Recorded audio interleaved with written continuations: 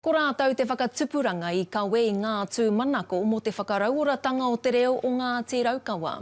I nāianei, ko rātou ngā kaitiaki o te reo, ka mutu kei te kōkiri rātou I ngā kaupapa whakaora I te reo.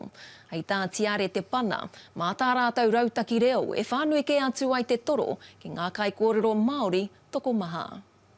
Ko te ingoa rāo tā mātou rautaki ko Whakareia te Kakara o Te Hinu Raukawa.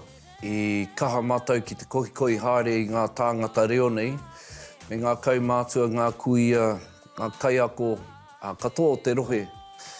Nā reira, I noho katoa era, hei kai kōkiri mo te kaupapa.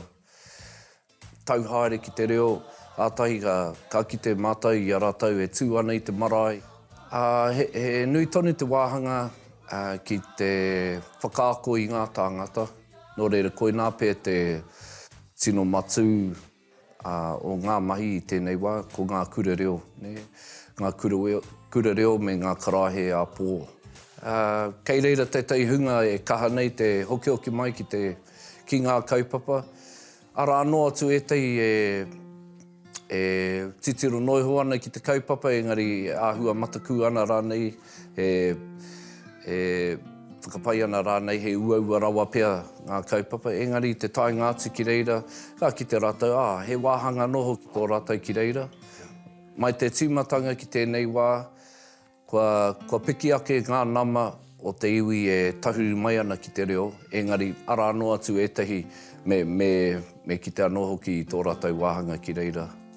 Me ki ake au I konei, kareno kia tino ukaipo nei te reo ki Raukawa. Engari, ara anō atu ngā toa o te reo o te kāinga, e kaha hāpai ake ana I te reo, me ngā kaupapa huhua o te wā.